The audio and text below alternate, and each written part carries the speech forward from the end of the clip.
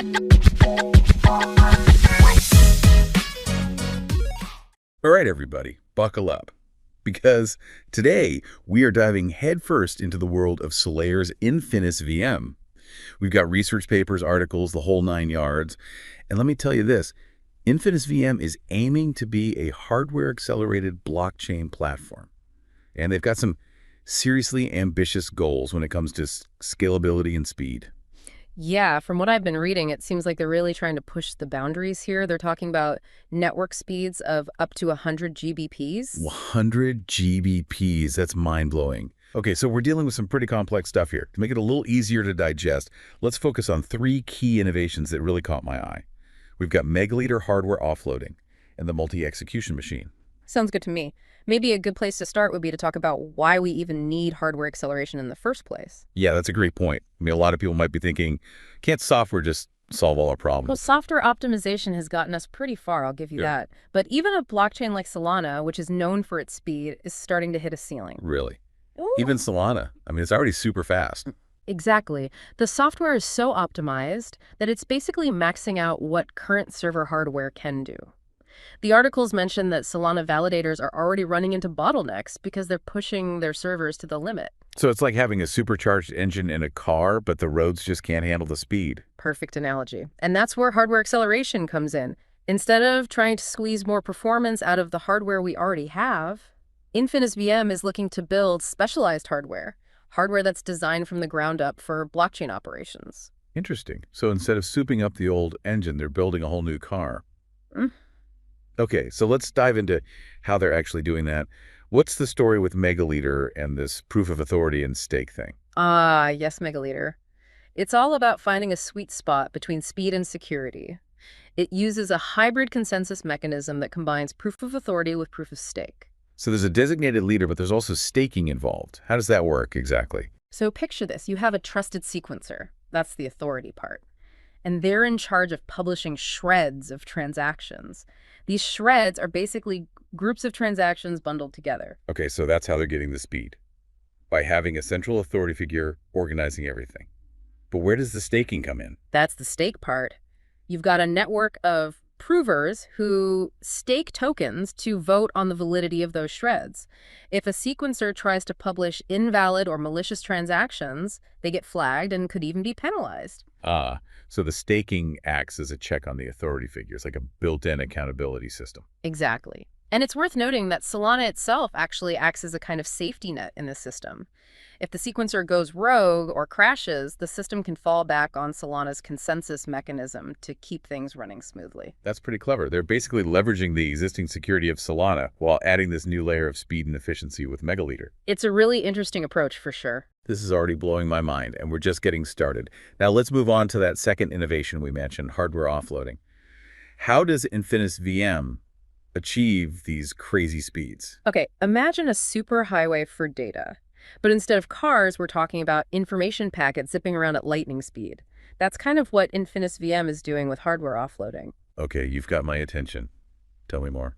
They're using technologies like InfiniBand and RDMA. Now, RDMA stands for Remote Direct Memory Access, and it basically allows different computers to access each other's memory directly without involving the operating system. It's like having a direct line between the brains of different machines. So instead of all that back and forth like traditional networks, they're creating a much more direct and efficient path for communication. Exactly. And on top of that, they're also using something called pre-execution simulation. Pre-execution simulation. Now that sounds interesting.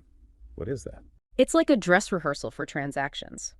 Before a transaction is actually processed, they simulate it in advance to see if there are any conflicts or issues. This helps to minimize delays and make sure everything runs smoothly. So it's like running a virtual simulation to make sure all the pieces fit together before actually building the real thing. Precisely.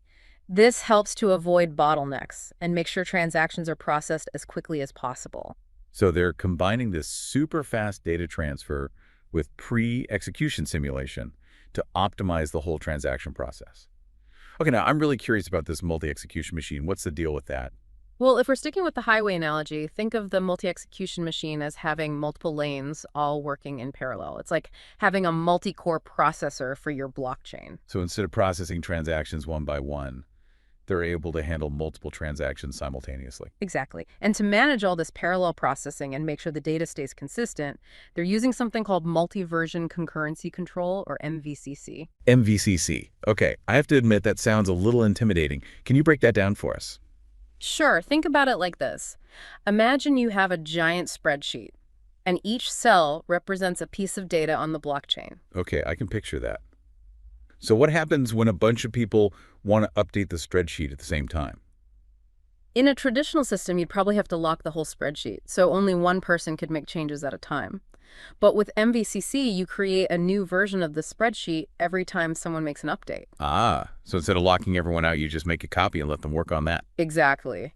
Everyone can work on their own version of the spreadsheet at the same time, and then the system merges those changes together later on. So it's like having multiple drafts of a document, hmm and then the system picks the best parts of each draft and combines them into the final version. That's a great way to put it. And that's how InfiniSVM gets such crazy performance. By letting multiple operations happen at the same time, they eliminate bottlenecks and speed up transaction processing like crazy. Okay, now that makes sense. So they're using specialized hardware for faster data transfer. They're simulating transactions in advance to avoid conflicts. And they're using MVCC to handle parallel processing. It's like they've optimized every single step. It's really impressive how they've thought through all these different layers of optimization. But let's not forget about the user experience. Right, because what's the point of all this amazing technology if it's too complicated for regular people to use? Exactly. And from what I'm seeing, InfiniSVM is putting a lot of emphasis on making the platform user-friendly. Well, that's good to hear.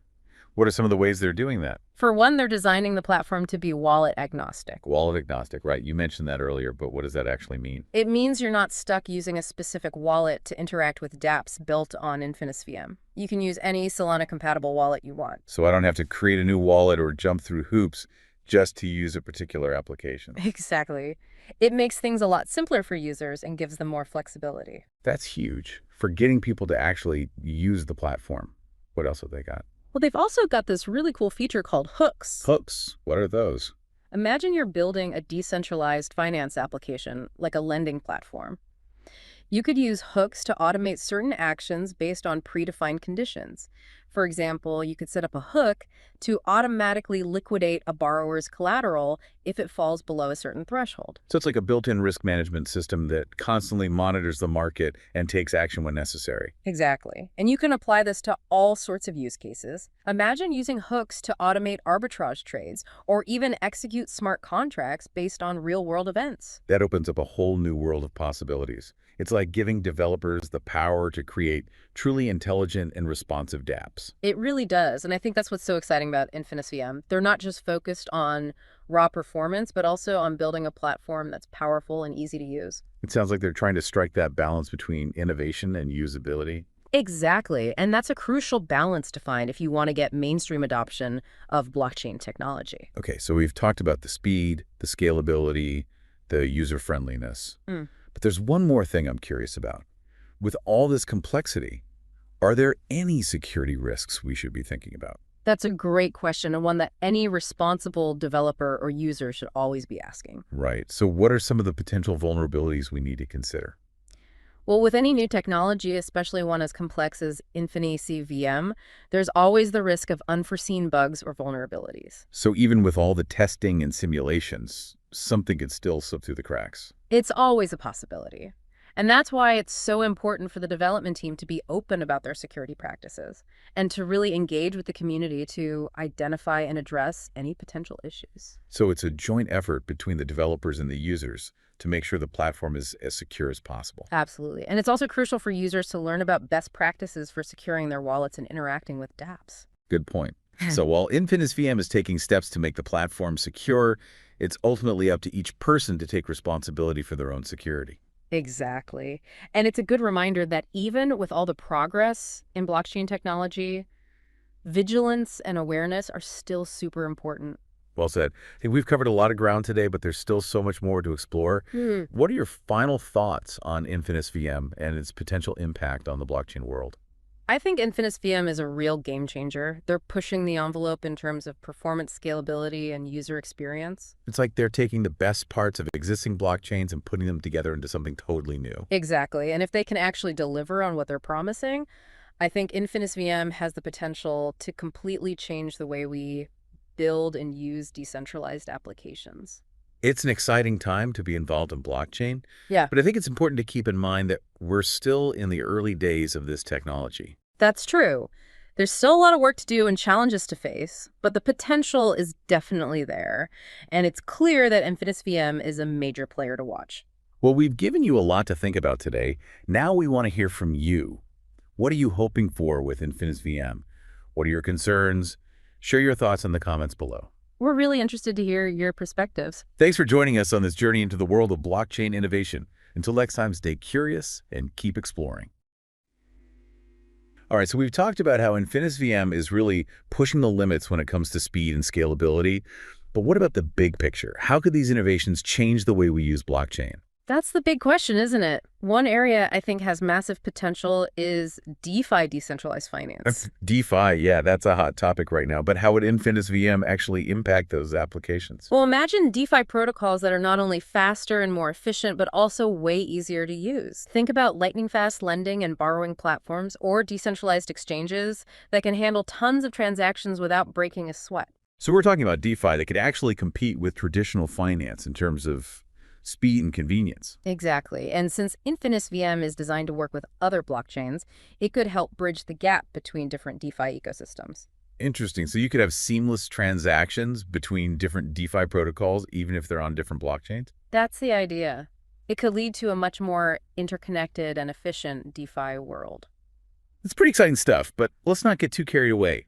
Are there any potential downsides or challenges that we need to think about? Of course, with any new technology, there are always potential risks. One thing that comes to mind is the complexity of InfiniSVM. Right. We've talked about how they're trying to make it user-friendly, but building on top of such a complex system could still be tough for developers. Yeah, it might take a steeper learning curve and some specialized knowledge to really unlock the full potential of InfiniSVM.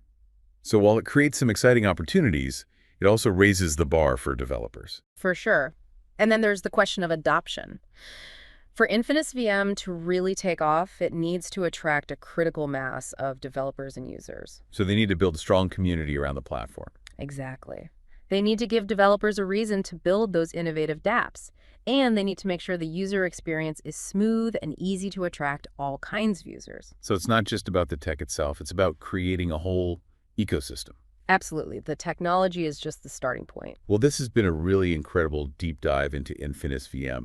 We've covered so much from the technical innovations to the potential impact on DeFi and the challenges they'll face. Yeah, it's been a fascinating look at a truly cutting-edge platform. And as always, we want to hear from you. What are your hopes and concerns about InfiniSVM? Let us know in the comments below. We're really interested to hear your thoughts. Thanks for joining us on this journey into the world of blockchain innovation. Until next time, stay curious and keep exploring.